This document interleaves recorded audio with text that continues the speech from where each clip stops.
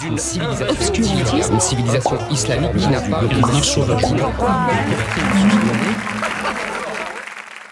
Bonjour, bienvenue dans Rhinocéros. Aujourd'hui, on va parler du GOAT de Pierre Bourdieu. Voilà, on va commencer l'année avec un texte important parce que ici, on fait de la critique média, on fait de la critique du champ médiatique, on fait de la critique tout court. Et dans tous ces cas-là, c'est important de relire Bourdieu. Bah oui, mais pour ceux qui l'ont pas lu. Il serait peut-être temps de s'y mettre parce qu'on est en 2024 quand même. Donc, on va commencer par un texte assez facile à aborder. C'est un petit texte qui a été créé, conçu pour le grand public. Non mais là, t'es hystérique, hein. On peut pas leur dire bonne année, joyeux Noël, joyeux bordel. Ça vous va bien, non? C'est presque un slogan, joyeux bordel. Un petit peu. Oui, je vous peux aimeriez l'assumer. bien que Voilà, la société soit un peu moins attentiste. Oui. Oui, je suis Bourdieu, je suis mignon. Mais regardez-moi cette petite tête là avec ses petits yeux malicieux. Bon, on peut peut-être expliquer aux gens qui est Bourdieu, hein. Il y a peut-être des gens qui connaissent pas Bourdieu. Oui. Pierre Bourdieu, c'est un sociologue français très connu, très enseigné en France comme ailleurs, aux États-Unis notamment. On peut dire qu'il a fait école. Aujourd'hui, vraiment, c'est un des grands noms de la sociologie. On étudie encore ses travaux sur le système scolaire et la reproduction sociale, sur l'État, sur les goûts. Mort en 2002, il a laissé aux sociologues qui lui ont succédé tout un vocabulaire, toute une série de concepts comme le champ, l'habitus, qui sont presque rentrés dans le langage courant. Mais c'était aussi un intellectuel de son temps qui a pris des positions politiques, notamment sur la réforme Juppé en 95 ou en général contre le néolibéralisme. Et donc parfois il intervenait dans le débat public avec de petits bouquins moins impressionnants que ses gros bouquins théoriques, et c'est un de ces petits bouquins dont on va vous parler aujourd'hui sur la télévision. Ah oui, il aimait pas la télévision. Et d'ailleurs, il a même pas fait de travail sociologique sur la télévision, c'est juste ce qu'il pense sur la télévision, c'est vraiment un livre d'intervention. J'y vais très peu, mais le principe, c'est quand même de n'y aller que quand je peux dire ce que je veux. Alors l'émission que j'ai faite là sur la télévision, c'est l'émission où j'étais tout seul devant la caméra, personne ne m'emmerdait, personne ne me posait des questions. L'émission dont Bourdieu parle là, c'est ça. Bourdieu qui parle tout seul devant une caméra. Le 18 mars 1996 sont enregistrées 2 vidéos d'1 heure sur la télévision et le champ journalistique et la télévision, qui seront diffusées quelques mois plus tard sur Paris Première, dans le cadre d'une série de cours du Collège de France. Les 2 émissions ensemble font presque 2 heures et elles foisonnent d'idées. Elles sont disponibles sur YouTube, donc d'ailleurs on vous invite à aller les voir. Mais nous, ce qui nous intéresse aujourd'hui, c'est de voir pourquoi Bourdieu s'est penché sur la télévision et pourquoi c'est encore pertinent aujourd'hui. Mais allez vraiment les voir, hein. Vous allez voir, c'est comme une vidéo YouTube, le mec est tout seul devant sa bibliothèque, c'est de la vulga quasiment, vous pouvez lancer ça en faisant la vaisselle. Bon, pourquoi il s'intéresse à la télévision, Bourdieu ? Tout simplement parce que les médias, c'est ce qu'il y a entre nous et les choses, entre nous et le monde social. La télévision, particulièrement, elle effectue un travail de médiation entre nous et le réel, donc c'est pas anodin, c'est un objet important. Le monde social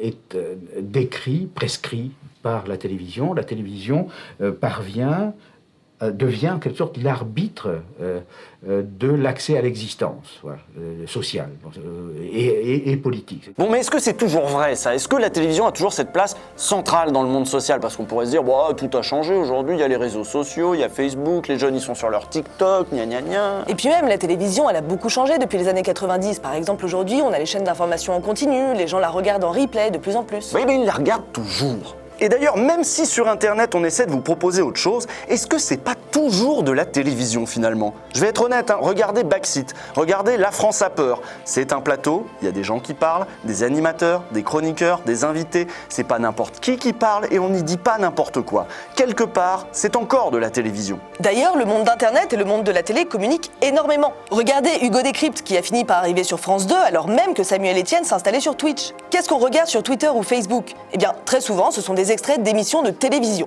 Sur Twitch, pareil, les streamers vont jusqu'à diffuser ce qu'ils appellent des reacts, c'est-à-dire qu'ils se montrent en train de regarder la télévision. Chaque jour, les Français consacrent 3h26 en moyenne à la télévision, si on intègre tous les types de visionnage, y compris à l'extérieur du domicile et en replay. En moyenne, 44 millions de Français regardent le petit écran chaque jour. Voilà pourquoi il est toujours pertinent d'interroger la télévision, d'interroger surtout ses effets sur le reste du monde social. Ce médium nous impose encore sa vision des choses, une vision qui jaillit d'un univers clos, du petit monde de la télévision qui oublie trop souvent qu'il n'est qu'un petit monde. Le monde de la télévision est vraiment un univers où on a l'impression que les agents sociaux tout en ayant toutes les apparences de l'importance, de la liberté, de l'autonomie, tout en étant entouré d'une aura extraordinaire. Enfin, les journaux de télévision chantent les louanges de ces gens. Bon. Ces gens-là sont très peu de choses. Enfin, sont des marionnettes d'une nécessité qu'il faut décrire, d'une structure dont il faut décrire les mécanismes. Bon, là, il dit marionnette pour aller vite, hein. Mais ce qu'il veut dire, c'est que les acteurs du monde médiatique sont soumis à des contraintes, et que ce sont ces contraintes, ces règles du jeu qu'il faut regarder de près. Ça, c'est la question de base de la sociologie. Pourquoi les agents, c'est-à-dire ceux qui agissent, pourquoi les agents font ce qu'ils font plutôt que de faire autre chose? Au-delà de leur qualité, de leur propriété individuelle, ce qu'il faut comprendre, c'est quelles sont les propriétés du champ dans lequel ils évoluent, quelles sont les contraintes auxquelles les agents sont soumis dans ce champ. Et pour ça, faut étudier le champ. C'est ce que propose de faire Pierre Bourdieu. Et attention, pour étudier les journalistes ou le champ journalistique, il faut éviter les réponses simplistes, du style « c'est tous des vendus, ils font ce pourquoi on les paye ». On ne peut pas expliquer ce qui se fait à TF1 par le seul fait que c'est possédé par M. Bouygues. Ce n'est pas possible. Il est évident qu'une explication qui ne prendrait pas en compte le fait que cette chaîne est possédée par M. Bouygues serait insuffisante, mais celle qui ne prendrait en compte que cette explication ne serait pas moins insuffisante. Si on veut comprendre CNews, oui, il faut commencer par dire que ça appartient à Bolloré. Bon, ça, on est d'accord. Mais sur CNews, les positionnements des différents chroniqueurs, des différents journalistes sont aussi dictés par d'autres logiques. Des logiques de prestige, des logiques militantes et des logiques de carrière qui peuvent les conduire d'ailleurs à être en concurrence les uns avec les autres. Et sur le service public, là il n'y a ni Bouygues ni Bolloré, donc pas vraiment de donneur d'ordre suprême. Ce sont encore d'autres logiques qui président au choix des sujets, au choix des invités, des dispositifs, des mises en scène. À l'intérieur du champ, chaque chaîne est elle-même un petit univers dans lequel les agents se battent entre eux pour défendre ou conquérir des positions à l'intérieur de l'appareil. Par contre, et c'est primordial, qu'on soit sur TF1, CNews, France 2 ou même sur Internet, il y a une logique qui domine, une contrainte dominante qu'on a fini par trouver naturelle, qui est très importante, la plus importante sans doute. L'audimat est dans tous les cerveaux. Je pense que la force de cette institution a été de créer ce que les historiens appelleraient une mentalité. Il y a une mentalité audimat aujourd'hui dans les salles de rédaction, dans les maisons d'édition, etc. On pense en termes de succès commercial.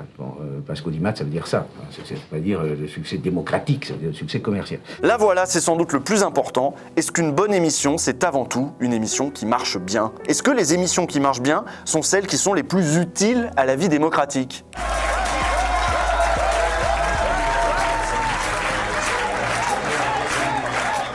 Est-ce qu'il est normal, est-ce qu'il est sain que dans une démocratie, les médias soient à ce point soumis à une logique de concurrence et d'audimat? Et quels effets ça a sur le débat public? Parce que vous allez voir, dès qu'on a choisi de mettre les chaînes en concurrence, d'ouvrir le paysage audiovisuel aux logiques de marché, cette logique, cette nouvelle règle du jeu a été pleinement acceptée par le service public qui a choisi de s'adapter, comme nous l'explique Jean-Marie Cavada. Et puis commencer à changer pour faire face aux modifications du paysage audiovisuel, c'est-à-dire rentrer dans la concurrence, parce que beaucoup de gens se demandent si nous allons nous battre.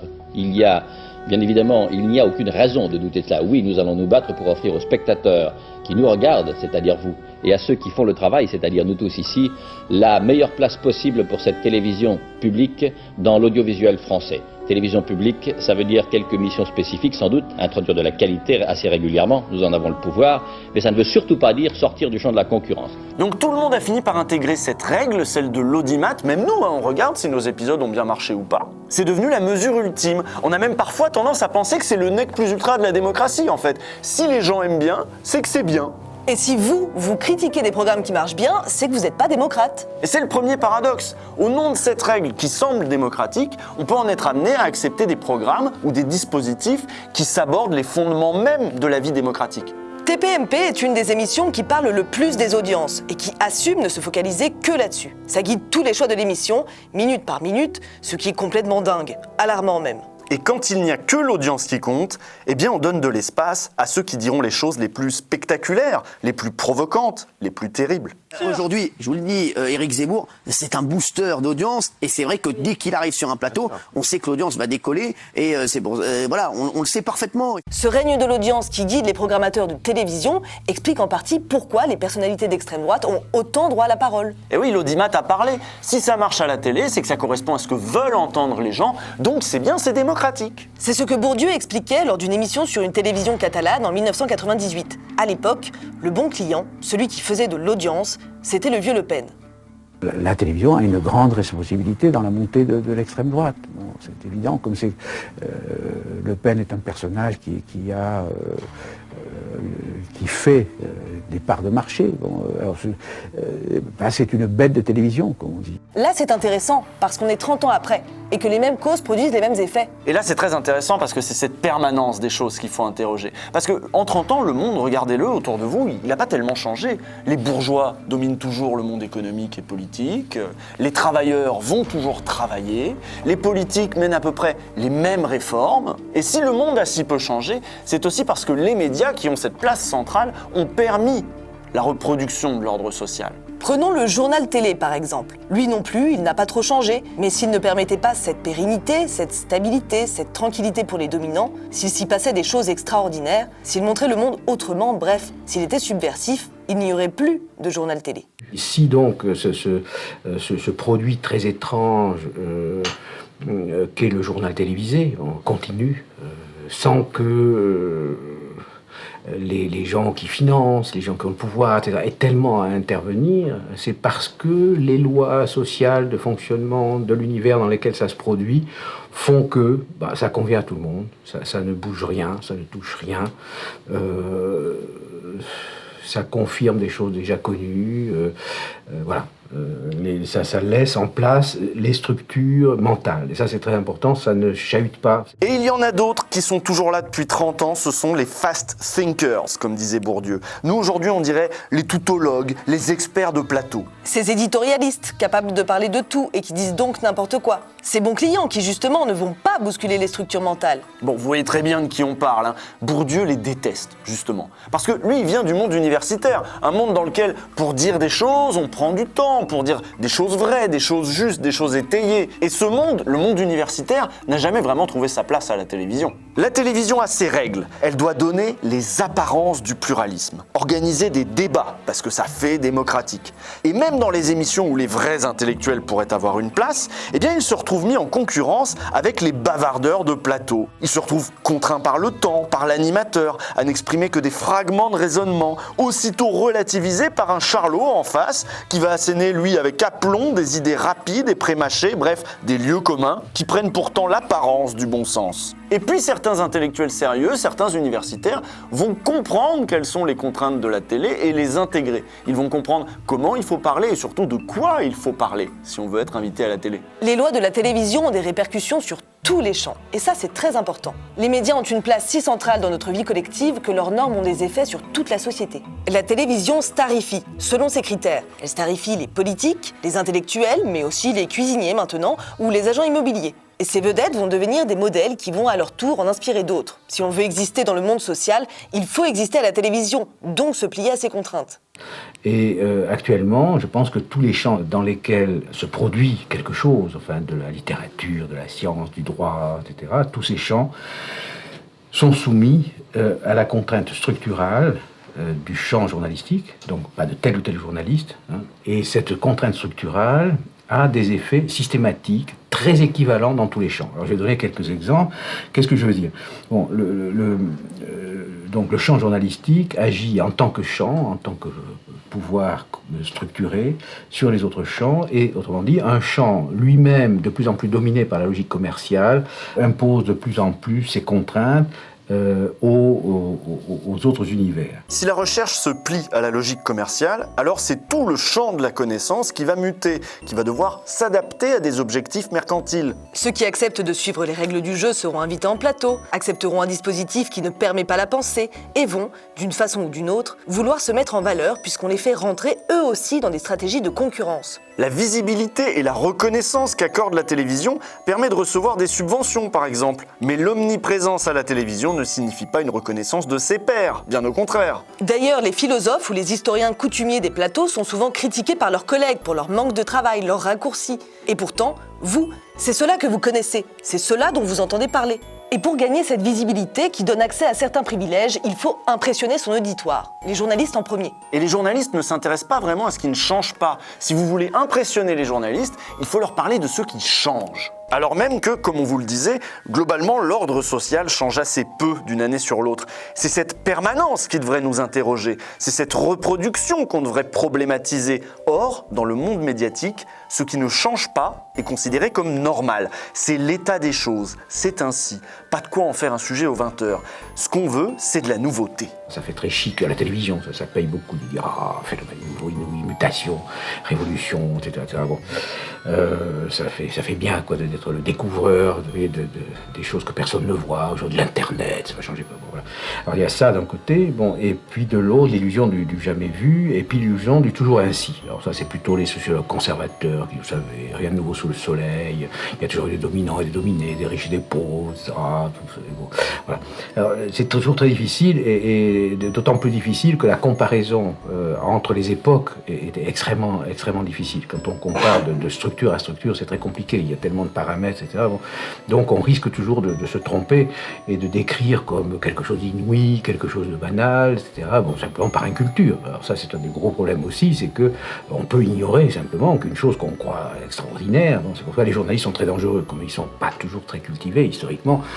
Ils s'étonnent de choses qui n'ont rien d'étonnant, ils s'étonnent pas de choses renversantes. Bon. Mais pour problématiser ce qui nous semble normal, il faut prendre un peu de temps. Sinon, on va juste dire des évidences. Si je vous dis que l'année dernière, comme depuis des décennies, Sciences Po Paris, qui va former nos prochains politiques, nos prochains grands journalistes, a encore sélectionné sur concours une écrasante majorité d'enfants de bourgeois parisiens, et que pendant ce temps, partout en France, des conseillers d'orientation ont envoyé vers l'apprentissage ou vers des lycées pro des enfants d'immigrés qui s'en seraient peut-être très bien sortis dans les filières générales. Bon bah oui, c'est normal, oui, ça a toujours été comme ça, qu'est-ce que vous voulez qu'on y fasse? Bon là, si je veux développer un peu, expliquer pourquoi c'est très problématique, expliquer pourquoi cette sélection va nourrir l'arrogance des uns, la désespérance des autres, pourquoi ça a des effets concrets très néfastes sur toute la société, eh ben il va me falloir un peu de temps. Surtout si je veux essayer de commencer à réfléchir à des solutions, à proposer des modèles un peu alternatifs. Pour tout ça, il va me falloir même beaucoup de temps. Or, à la télévision, le temps est une denrée rare. Et si tu essaies de faire ça sur un plateau de télévision, attention, tu vas être interrompu sans doute tout le temps par un mec qui a fait Sciences Po, qui va dire que le concours est ouvert à tout le monde, que les filières professionnelles, c'est très bien, etc., etc. Bref, il va dire des choses simples et toi, tu vas galérer. Oui, puis en plus, j'ai déjà essayé sur un plateau de dire des trucs compliqués, je suis pas bon. Voilà. Tout ça, c'est ce qu'expliquait Bourdieu sur le plateau d'Arrêt sur Image, qui était à l'époque diffusé à la télévision sur France 5. Il y a sur le plateau des gens qui ont des aptitudes inégales à prendre la parole, des probabilités inégales de prendre la parole. Tout à fait vrai. Bon, si on veut être égal, il faut être inégal, il faut soutenir. Bon, alors, par exemple, on sait que, laissez-moi dire, la probabilité qu'une femme, dès que la situation est publique, dès qu'une femme... la probabilité qu'une femme prenne la parole est beaucoup moins grande qu'un homme. Il y a des professionnels de la communication, des habitués des plateaux, et puis il y a les autres, des personnes représentantes du monde social, parfois des travailleurs, des chômeurs ou des mères au foyer, qui ne sont pas coutumiers de la télévision, dont la parole est certes sollicitée de temps à autre, mais qui n'est jamais accompagnée comme elle pourrait l'être. Sa splendeur, ça consiste à se mettre en quelque sorte au service de quelqu'un dont on estime que la parole est importante, dont on veut savoir ce qu'il a à dire, savoir ce qu'il pense, tout en l'aidant en quelque sorte à accoucher. Bon. Or, c'est pas du tout ce qu'ils font. Non seulement ils n'aident pas les défavorisés, si on peut dire, mais ils les enfoncent. La télévision a cette propriété extraordinaire qu'elle donne presque toujours la parole sur le monde social à ceux qui n'en connaissent rien, et qu'elle donne très peu la parole à ceux qui pourraient en parler. Alors là, Bourdieu, bien sûr, il pense aux sociologues, mais pas seulement aux sociologues surplombants, il pense aussi au fait que les sociologues sont formés à recueillir la parole des acteurs, à les aider parfois à mettre des mots sur des situations ou des pensées. Il s'agit à la fois de laisser faire et d'aider à s'exprimer. C'est-à-dire qu'il faut être à la fois extrêmement soumis, abandonné en quelque sorte à la parole de celui qu'on écoute, et en même temps sans cesse en alerte pour assister en quelque sorte la personne qui s'exprime dans son travail d'expression. Oui, on pourrait imaginer une télévision dans laquelle les sociologues travaillent à montrer le monde autrement, pas avec des grands discours en plateau, mais avec leur méthode. Ils pourraient construire des émissions, imaginer des dispositifs différents pour échapper aux logiques professionnelles de la télévision et montrer la société autrement. Oui, mais est-ce que ça ferait de l'audience, ça? Ah oui, non, ça c'est pas sûr. Et d'ailleurs, c'est peut-être pour ça que ce type d'émission n'existe tout simplement pas. Enfin, il y a peut-être un truc qui y ressemble sur Blast, par exemple, malgré tout, hein, ça s'appelle Jean de France, et en effet, c'est pas l'émission de Blast qui fait le plus d'audience, mais vraiment, on vous la conseille, notamment parce qu'elle fait entendre des voix différentes, elle fait ce travail de mise en valeur de la parole des dominés dont vous parlez, Bourdieu. On va revenir pour finir sur cette fameuse émission d'arrêt sur image à laquelle Bourdieu a accepté de participer. C'était en 1996, la même année que ses travaux sur la télévision, et elle a fait beaucoup de bruit. Bourdieu avait accepté l'invitation d'arrêt sur image, une émission de critique média pour tenter de prouver qu'on ne peut pas parler de la télévision à la télévision. Il y était allé à reculons, hein. Et de toute façon, quand Bourdieu allait à la télé, il n'avait pas envie de se soumettre au dispositif, vu qu'il était là pour interroger ce dispositif. Deux petites questions d'abord, Pierre Bourdieu. Vous ne vous êtes pas encore exprimé à la télévision sur la grève de décembre dernier. Pour quelle raison ? Je ne sais pas si je dois répondre à cette question. Je pense que il y avait foule à la télévision.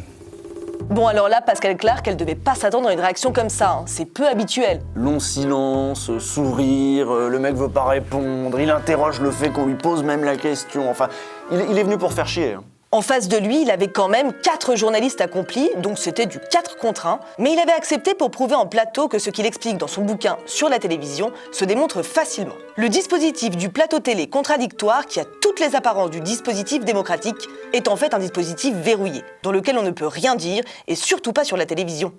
Particulièrement difficile de situation de parole publique. Oui, tout à fait. Or, dans ces Tout à fait. situations... Vous avez fait assez de meetings dans votre vie, de réunions publiques pour le savoir. Alors là, non, c'est pas vous avez vrai. 4 interlocuteurs qui se présentent. Qu'est-ce que vous faites? Vous les choisissez? Au nom de quoi? Attendez, non. 4 personnes veulent prendre la parole, allez-y, je vous en prie. Non, attendez, vous voyez, c'est impossible de faire une démonstration. Bon, vous illustrez parfaitement... Mais en fait, j'aime pas avec moi, M. Bourdieu. Vous devriez pas, quoi. Non, non, cette technique a beaucoup servi, mais à la télé, ça ne marche pas. Alors, donc, venez à LCI. Laissez la marche. Donc, il y a... Vous avez vu, la télévision s'est défendue. Ses agents ont refusé la remise en question, alors même que pourtant c'était le principe même de l'émission, un principe qu'ils avaient accepté au départ. Bourdieu était furieux de ce passage télévisé. Il écrira plus tard dans Le Monde diplomatique: L'émission illustrera parfaitement ce que j'avais l'intention de démontrer, l'impossibilité de tenir à la télévision un discours cohérent et critique sur la télévision. Prévoyant que je ne pourrais pas déployer mon argumentation, je m'étais donné pour projet, comme pis-aller, de laisser les journalistes jouer leur jeu habituel, coupures, interruptions, détournements, etc., et de dire, après un moment, qu'ils illustraient parfaitement mon propos. Le but de Bourdieu, c'était pas de s'en prendre aux journalistes, aux individus. Il pensait même que si les journalistes prenaient conscience de leurs biais, des contraintes qui s'imposent à eux, les choses pourraient changer. Je pense que les journalistes qui peuvent se sentir objectivés, comme on dit, c'est-à-dire épinglés, s'ils écoutent bien ce que je dis, se diront, mais ce type-là me dit des choses que d'abord je savais confusément, mais que je voulais pas trop savoir. Bon. Et puis, il me donne des instruments de liberté pour maîtriser. Il y a des alliances possibles, par exemple. À l'intérieur du journalisme, il y a des alliances possibles, trans-journal, par exemple, qui permettraient de neutraliser certains effets qui naissent de la concurrence. Voilà un exemple très simple. Tout ça pose beaucoup de questions. Quel est le rôle des médias, fondamentalement, dans une société démocratique? Est-ce que les médias remplissent bien ce rôle? Est-ce que les gens de télévision, c'est-à-dire les animateurs, les journalistes, les producteurs, tout ça, sont placés dans des conditions qui leur permettent de mener à bien cette mission d'animation de la vie démocratique? Qu'est-ce qu'il faudrait faire pour que la télé nous permette un accès à l'universel, créer du commun? L'universel, Bourdieu en parle, pour lui c'est l'accès au vrai, aux choses vraies. C'est-à-dire il y a le relatif, les opinions, les idées reçues, et puis il y a ce qui est objectivement vrai, la vérité du monde social. Il y en a une. Comment on fait pour que les gens y aient accès? Il faut généraliser les conditions d'accès à l'universel. C'est-à-dire il faut faire en sorte que de plus en plus de gens aient les conditions qui permettent de recevoir l'universel. Si tu as les idées reçues, ça se communique facilement parce que ça passe. Bon. Plus une idée est complexe, plus elle est produite dans un univers autonome, plus la restitution devient difficile. Donc pour ça, il faut que les gens qui sont dans les petites citadelles ne restent pas dans leur citadelle, sortent de la citadelle dans de bonnes conditions. Dans de bonnes conditions, ça c'est important. Luttent pour avoir de bonnes conditions, luttent pour avoir la propriété de leurs moyens de diffusion, pour contrôler leurs moyens de diffusion, pour ne pas être coupés par un zozo qui vient leur dire « Monsieur, votre phrase », etc. Et qu'ils luttent collectivement, avec l'aide des gens qui reçoivent, et que les gens qui reçoivent aussi reçoivent une éducation qui leur permette d'élever le niveau de réception. Tout ça, c'est un peu ce que j'ai essayé de faire depuis des années, comme plein d'autres vulgarisateurs ou de journalistes qui ont essayé de faire quelque chose de différent sur Internet, parce qu'on sentait tous, au fond, que la télévision manquait à tous ses devoirs. Et c'est pour ça qu'on voulait revenir sur Bourdieu pour commencer cette année, parce que, mine de rien, essayer de parler autrement du monde social, construire une alternative, c'est un peu ce qu'on essaie de faire à Blast, de manière générale. L'idée du projet de Blast, c'est quand même un peu d'élever un peu le niveau d'exigence, d'essayer de parler du monde social autrement. Est-ce qu'on pourrait le faire sur une chaîne de télé classique? C'est pas dit. Pas encore pour l'instant, pas en l'état actuel des choses. D'ailleurs, est-ce qu'une autre télévision est possible? Bon, alors c'est mal parti, mais on a l'impression que l'idée fait son chemin, sur Internet, mais pas seulement. On va arriver à un point critique là, particulièrement depuis que Bolloré a pris une telle place dans le champ médiatique. Il va falloir qu'on réinterroge tout le système. Est-ce que la télévision doit être uniquement une machine à capter l'attention du téléspectateur, ou est-ce qu'il n'est pas temps qu'elle permette aussi l'instruction du citoyen? L'instruction, c'est pas uniquement savoir lire, écrire, compter pour pouvoir faire un bon travailleur. C'est savoir lire, écrire, compter pour pouvoir être un bon citoyen, pour être en mesure de comprendre les lois, de comprendre ses droits, de défendre ses droits, de comprendre les associations syndicales, etc. etc. Bon. Donc je pense qu'il y a un devoir d'universalisation des conditions d'accès à l'universel. Alors, la lutte contre l'audimat, bizarrement, c'est une lutte pour la démocratie. L'audimat, c'est la sanction du marché, c'est la sanction de l'économie, c'est pas du tout la sanction de la démocratie. Et je pense qu'on peut lutter contre l'audimat au nom de la démocratie. Voilà, ça c'est sans doute la phrase à retenir de cette émission. On peut lutter contre l'audimat au nom de la démocratie. Et c'est même tout un programme. Surtout quand on voit aujourd'hui, après 30 ans de course à l'audimat, ce que la télévision a fait de notre démocratie. Enfin, est-ce qu'il en reste? À la semaine prochaine.